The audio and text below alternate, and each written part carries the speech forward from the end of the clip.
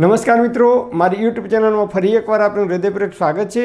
આજનો ટોપિક છે મિત્રો કે જે લોકોને શરીરમાં વજન વધી ગયું છે તો એવા લોકોએ જીમમાં ગયા વગર કે કસરત કર્યા વગર જો તમારે વજન ઉતારવું હોય તો આયુર્વેદમાં બેસ્ટમાં બેસ્ટ દવા એટલે કે ઔષધિ બતાવી છે અને એ ઔષધિનું તમે જો નિયમિત પાન કરશો, ખોરાકની અંદર જ આપણે પરિવર્તન કરવાનું છે। ખોરાકમાં આ એક જ વસ્તુનો આપણે ઉપયોગ કરવાનો છે અને તમે જો આ એક વસ્તુનો ખોરાકમાં નિયમિત ઉપયોગ કરશો કે તમારા શરીરમાં કોઈ દિવસ વજન નહીં વધે કે શરીરમાં ચરબી પણ નહીં વધે। તમે જીમમાં જશો તો જ્યાં સુધી તમે જીમની અંદર 3 મહિના 6 મહિના કે 12 મહિના જીમમાં જશો ત્યાં સુધી તમારા શરીરમાં વજન ઘટશે। જેવું તમે જીમમાં જવાનું બંધ કરશો કે તરત જ તમારા શરીરનું વજન પાછું હતું એમને એમ વધી જશે। તો આ વસ્તુ તમે ખાશો તો જીમમાં પણ જવાની જરૂર નહીં પડે અને તમારા શરીરનું જે વજન છે એ ક્યારેય વધશે નહીં। પહેલાંના જમાનામાં આજથી લગભગ 80-90 વર્ષ પહેલાં આપણા ઘડિયાઓ બાપદાદાઓ નિયમિત આ વસ્તુનો ઉપયોગ કરતા હતા। આજકાલ તમે જુઓ તો ઘઉંનું ચલણ એટલે કે ઘઉંની રોટલી કે ઘઉંની ભાખરીનું ચલણ આપણે વધાર્યું છે અને ભાત, તો આ બંને વસ્તુનું આપણે ચલણ વધાર્યું છે એટલે શરીરની અંદર વજન વધે છે। કેમ વધે છે?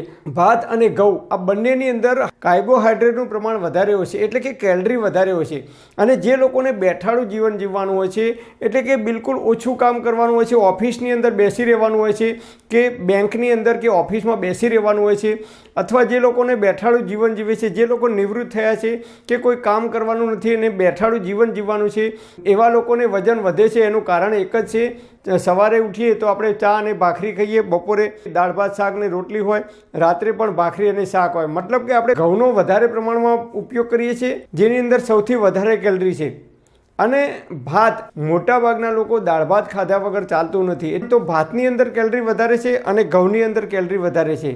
તો આપણે આ બે વસ્તુનું બિલકુલ ઓછું કરવું પડશે। જે લોકોને બેઠાડું જીવન જીવવાનું છે, ઘઉં કોના માટે સારા છે? જે લોકોને તડકામાં કામ કરવાનું છે, જે લોકોને ખેતરની અંદર મજૂરી કરવાની છે, જે લોકોને વધારે મહેનતવાળું પરસેવો પડે એવું મહેનતવાળું કામ કરવાનું છે, એ એવા લોકો માટે ઘઉં સારા છે।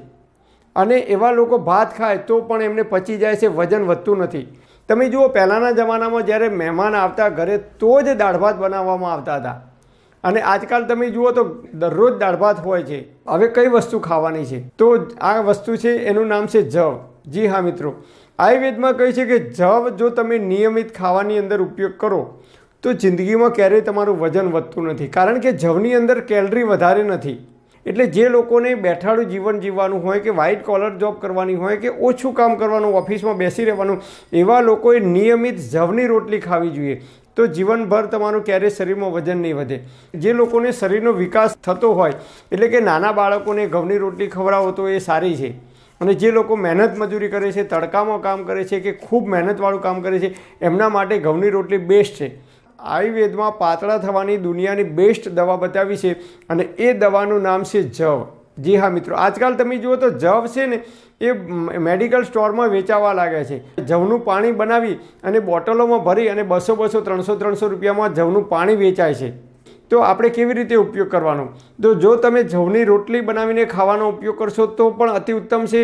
જે લોકોને શરીરમાં વજન વધ્યું છે, શરીરમાં ચરબીનું પ્રમાણ વધ્યું છે, જે લોકોને કોલેસ્ટ્રોલનો પ્રોબ્લેમ છે, જે લોકોને નળીઓ બ્લોક થઈ છે કે ડાયાબિટીસનો પ્રોબ્લેમ છે કે હાઈ બીપીનો પ્રોબ્લેમ છે, એવા તમામ પ્રકારના લોકો જો જવનું નિયમિત સેવન કરે તો એ અદ્ભુત પરિણામ મળે છે। શરીરમાં ક્યારેય કોલેસ્ટ્રોલ પણ જમા થવા દેતો નથી। રાત્રે 2 લીટર પાણી લેવાનું, એની અંદર 20 ગ્રામ જવ પલાળી દેવાના અને સવારે ઉઠી અને એ પાણીને ગરમ કરવાનું। 50% પાણી વધે પછી એ પાણીને ગળી અને એ પાણી દરરોજ એ પાણી પીવાનું। જો તમે નિયમિત આ પાણી પીશો તો શરીરમાં ઓટોમેટિક તમારી જે ચરબી છે કે વજન વધ્યું છે એ ધીમે ધીમે ઓછું થઈ જશે। જે લોકોને ચરબીની ગાંઠ થઈ હોય શરીરની અંદર તો એ ચરબીની ગાંઠને ઓગાળવા માટે પણ આ ઔષધિ, આ જવ છે એ અદ્ભુત પરિણામ આપે છે। જો તમે નિયમિત જવ ખાવાનું રાખશો તો શરીરમાં ચરબીની ગાંઠ હશે એ પણ ઓગળી જાય છે અને બહેનોને ગર્ભાશયની અંદર જો ગાંઠ થઈ હોય તો એ ગાંઠને ઓગાળવા માટે પણ જવ છે એ અદ્ભુત પરિણામ આપે છે।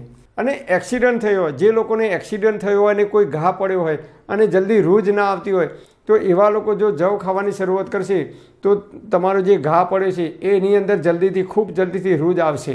જે લોકોને મગજમાં યાદશક્તિ ઓછી રહે છે, ભૂલકણા છે, વારંવાર ભૂલી જાય છે ઉંમરના કારણે કે ગમે તે કારણસર, એવા લોકો પણ જો નિયમિત જવનું સેવન કરે યાદશક્તિમાં વધારો થાય છે. જે લોકોને હાથ પગના સોધા જકડાઈ જાય છે એ લોકો માટે અદ્ભુત અક્ષીર ઇલાજ છે આ જવ ખાવાનું અથવા જવનું પાણી પીવાનું. અને જે લોકોને ખૂન શરીરમાંથી નીકળે છે, બહેનોને માસિક ધર્મ દરમિયાન જો વધારે ખૂન નીકળતું હોય, એટલે કે લોહી નીકળતું હોય, કે નસકોરી ફૂટે છે ઉનાળાની અંદર એમાંથી નીકળતું હોય, કે મસા ભગંદર કે પાઇલ્સ થાય અને એની અંદરથી જો તમારું બ્લડિંગ થતું હોય, તો એવા લોકો જો જવ ખાય તો એમને અદ્ભુત પરિણામ આપે છે. અને હા, જે લોકોને શરીરમાં વજન વધારે છે અને એવા લોકોને જો ખભા ઉપર દુખાવો થાય છે, તેલની માલિશ કરવાથી એમને દુખાવામાં વધારો થાય છે. દુખાવો ઘટતો નથી, તેલની માલિશ કરવાથી દુખાવામાં વધારો થાય છે. તો આમ જનરલી જોઈએ તો વાયુના કારણે જો દુખાવો થાય તો પાતળા માણસો હોય તો તેલની માલિશ કરે તો એમને તરત જ રાહત થઈ જાય છે. તો એવા લોકો જવનું પાણી અથવા જવની રોટલી જો ખાવાનું રાખે તો એમને અદ્ભુત પરિણામ મળે છે. જે લોકોને શરીરમાં ચામડીના રોગ થાય છે, ખંજવાળ આવે છે, ખરજવું થાય છે, કે ઝીણી ઝીણી ફૂલીઓ થાય છે, કે સોરાસિસ થાય છે, કે આખા શરીર ઉપર ઝીણી ઝીણી ફૂલીઓ થાય છે, એના માટે અદ્ભુત દવા બતાવી છે કે જવનું પાણી પીવું અથવા જવ નિયમિત જો તમે ખાવાનું રાખશો તો શરીરની અંદર પિત્ત તમારું છે એ કંટ્રોલમાં રહે છે. આયુર્વેદના ઋષિઓએ આયુર્વેદમાં જવ વિશે અદ્ભુત વર્ણન કર્યું છે. પહેલાંના જમાનામાં લોકો જવ ખાતા હતા અને આજકાલ આપણે જવ ભૂલી અને ઘઉં તરફ વધારે વળ્યા છીએ. તો આપણે જો જવનું નિયમિત સેવન કરીશું ઘઉંની જગ્યાએ તો અનેક પ્રકારની બીમારીઓથી આપણે બચી શકીએ છીએ. પરમપિતા પરમાત્મા આપ સર્વેને તંદુરસ્ત અને નિરોગી રાખે એવી હૃદયપૂર્વક મારી પ્રાર્થના. Thanks for watching my video. Thank you.